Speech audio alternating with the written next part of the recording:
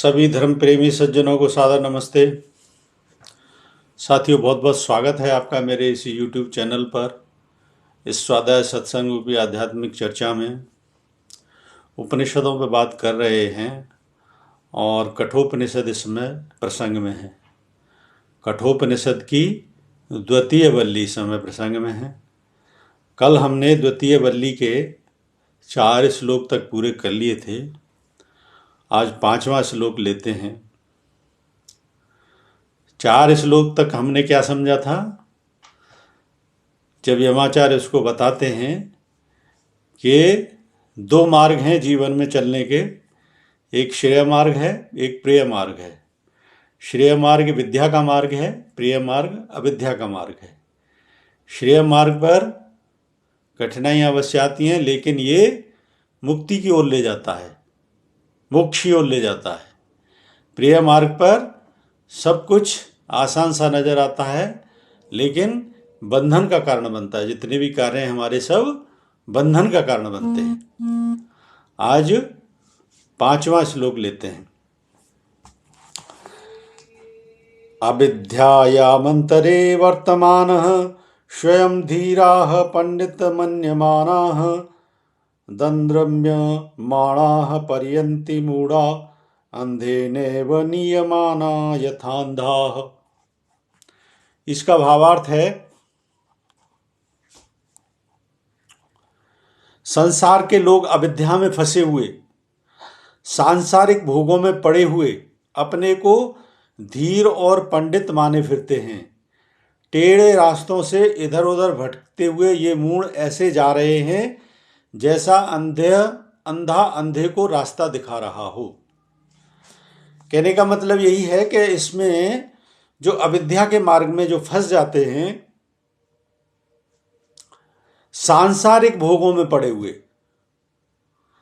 सांसारिक भोगों में पड़ जाते हैं, यानी जितने भी जो है ना हमारे ये विकार वृत्ति है, ये इंद्रियां उसके कारण आकर्षित हो जाती हैं और आकर्षित हो जाती हैं, और फिर उसके भोगे चाह से जब मन उसको भोगता है तो वही बंधन का कारण बनता है। तो उपनिषद का ऋषि क्या कह रहा है यहाँ पे?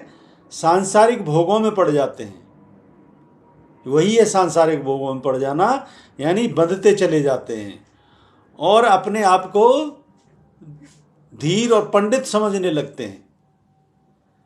देखो, जरा सी आदमी को जो है ना थोड़ी सी ये मिल जाए ना कामयाबी, पहले क्या था और फिर उसके देखो क्या भाव हो जाते हैं, कितनी ईगो आ जाती है, अपने आप को एक्सपर्ट मानने लग जाते हैं, अपने आप को क्या क्या समझने लग जाते हैं। यही कामयाबी जो है ना, इसी को कहते हैं अंधा बनाना। तो यही जो है ना उपनिषद का ऋषि कह रहा है कि ये अपने आप को धीर और पंडित समझने लग जाते हैं। टेढ़े रास्तों से इधर उधर भटकते ये मूढ़ ऐसे जा रहे हैं। टेढ़े रास्ते यानी वो गलत मार्ग है। टेढ़ा यहां पे समझिए गलत मार्ग पे जाना। टेढ़ा वो भी है जो श्रेय मार्ग की जो बात हो रही है। टेढ़ा इसका मतलब उसमें कठिनाइयां बहुत आती हैं, कभी इधर हो, कभी इधर हो, कभी इधर हो, कभी उधर हो, यानी बड़ा ही जो है ना डिफिकल्ट मार्ग है। कभी ऐसा लगता है जैसे सब कुछ सही है, कभी जो है ना एकदम से चीज जो है ना सब कुछ बिगड़ जाती है, यानी संसार तो साथ में चलता ही नहीं। ये टेढ़ा वो है जिसमें हमारा विवेक और बुद्धि मर जाती है और हमको कहां ले जाता है? बंधन का कारण बनता है। तो भटकते हुए, इसलिए उपनिषद का ऋषि कह रहा है भटकते हुए मूढ़ ऐसे जा रहे हैं जैसा अंधा अंधे को रास्ता दिखा रहा हो। अंधा अंधे को रास्ता दिखाने का तात्पर्य यही है कि यही अच्छा लगता है, उसने ये कामयाबी हासिल कर ली, मुझे भी ये करना चाहिए। आप इनके जो है ना इस प्रकार के किसी भी जो कॉर्पोरेट सेक्टर में जो मोटिवेशनल स्पीकर्स होते हैं, इनके सलाहकार होते हैं, उनका जो है ना कभी वाणी सुनो, वो हमेशा जो है ना प्रमोट इसी तरीके से करते हैं, एग्जाम्पल्स इसी टाइप के देंगे हमेशा। मटेरियलिस्टिक अचीवमेंट्स वाले लोगों के एग्जाम्पल्स ही वहां पे मिलेंगे, स्पिरिचुअल अचीवमेंट का कोई एग्जाम्पल नहीं मिलेगा। ज़्यादातर यहाँ अचीवमेंट के नाम पे तस्वीरें जरूर मिल जाएंगी, लेकिन इनके ज़्यादातर जो है ना, इसमें मोटिवेशन वहीं से लेते हैं। इसीलिए अपने ऋषि कह रहा है, जैसा अंधा अंधे को रास्ता दिखा रहा हो, उसी डगर पे चलते हैं। फिर सीधी सी बात है, जिसने मार्ग ये पकड़ लिया भौतिक जगत का, अविद्या का, अविद्या और अज्ञान वो एक ही है, वो अज्ञानता का मार्ग है, मूढ़ता का मार्ग है। तो वहां पे जो जिसने जिस स्टेप से कामयाबी हासिल कर ली, उसको फॉलो करना शुरू कर देते हैं। तो इसीलिए उपनिषद का ऋषि कह रहा है, जैसे अंधा अंधे को रास्ता दिखाता है, ऐसे एक दूसरे के साथ बढ़ते जाते हैं। एक अगला श्लोक और लेते हैं। न सा परायः प्रतिभाते बालम प्रमादंत वित्त मोहेन मूढ़म अयम लोको नास्ति पर इति मानि पुनः पुनर्वशमाधपद्यते में। इसका भावार्थ है, जो बड़ा होकर भी बुद्धि का बच्चा ही है, धन के मोह से जो दूसरी कोई बात सोच ही नहीं सकता, ऐसे प्रमादी को सांप्राय शौच, संतोष, तप, स्वाध्याय, ईश्वर प्राणदान तथा अहिंसा, सत्य, अस्तेय, ब्रह्मचर्य, अपरग्रह, यम नियम पसंद नहीं आते। वह मान बैठा है कि यही लोक है, परलोक नहीं है। ऐसा व्यक्ति बार बार मेरे चंगुल में आ फंसता है, बार बार मरता है, बार बार पैदा होता है। यहाँ पे उसकी शंका का समाधान होना शुरू हो रहा है, जो नचिकेता यमाचार्य से जानना चाहता था। यहाँ पे इसमें अंतिम पंक्तियों में ये बात छुपी हुई है। अभी तक कठोपनिषद का ऋषि जो यमाचार्य के माध्यम से जो वाणी बोल रहा है, वो अविद्या के बारे में पहले बता रहा है। तो इसीलिए क्या है अविद्या के मार्ग पर चलने वालों का लक्षण, क्या है प्रेम मार्ग पर चलने वालों का लक्षण? जो बड़ा होकर भी बुद्धि का बच्चा ही है। बुद्धि का बच्चा, देखिए बच्चे की संज्ञा वहां पे भी दी जाती है,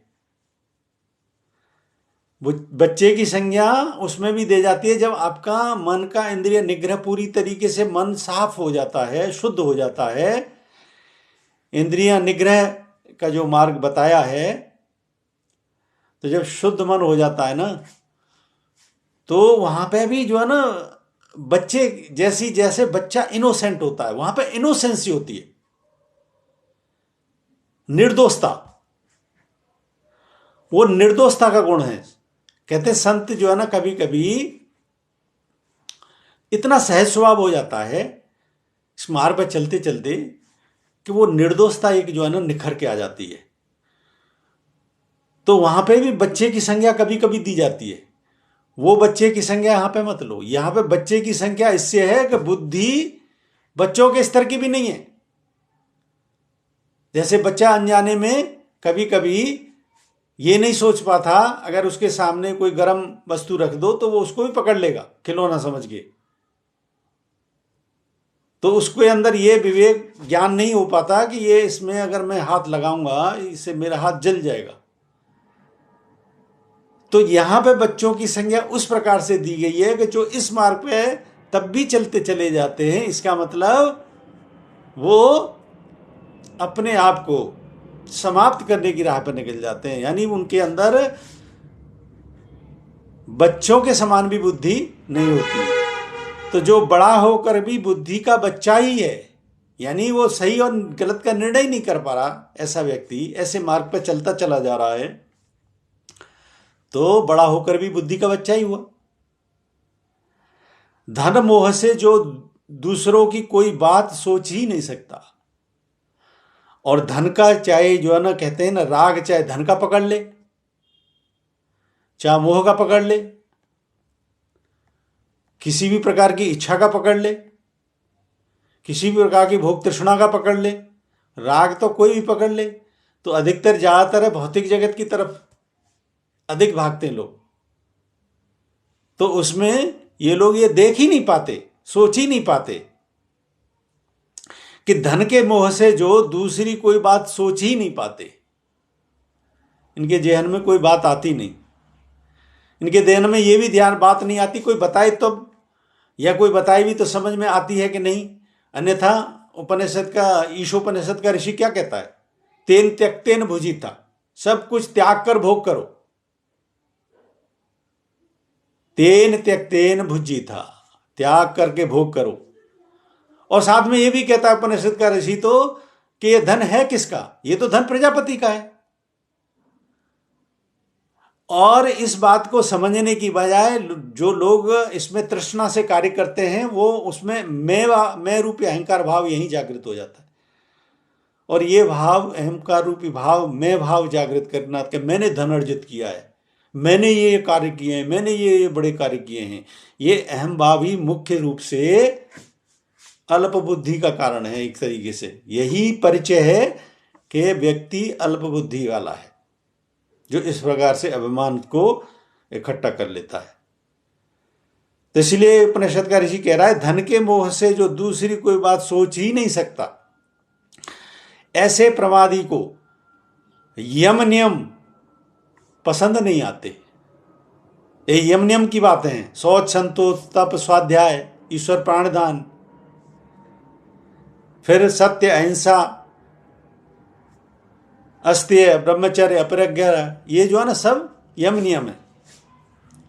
तो ऐसी बातें ऐसे व्यक्तियों को समझ में नहीं आती, ना पसंद आती।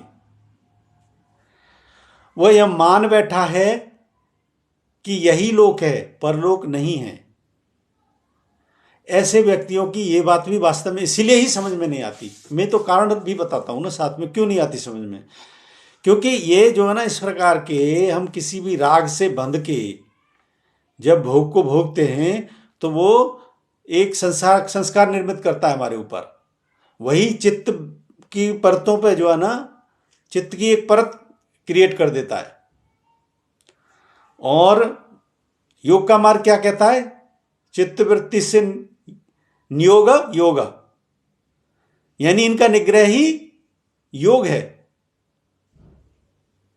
तो राग से अगर मिलके हम इस कार्य को करते हैं तो वह एक संस्कार निर्मित कर देता है, तो वो जड़ता का संस्कार बनता है। और जड़ता का संस्कार क्या होता है, वो ये ज्ञात ही नहीं होने देता कि इसके बियॉन्ड कोई लोक है। जो उपनिषद का ऋषि कह रहा है कि वो सोचते हैं कि यही लोक है, सब कुछ यही है, परलोक जैसा कुछ भी नहीं है। अब जड़ता यह होगी, जड़ वस्तु, तो ये सब जड़ वस्तु हैं। हमारा मन, इंद्रिय, सब जड़ वस्तु हैं। पत्थर भी जड़ वस्तु है।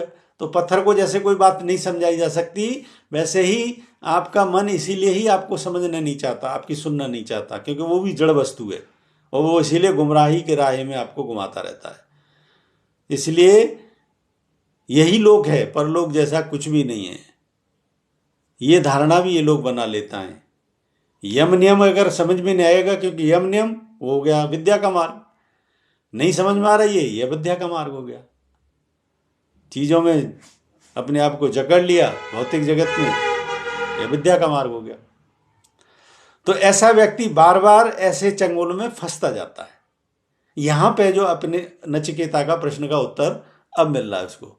कारण समझ में आ गया, कारण समझ में आ गया कि किस कारण से ऐसा होता है।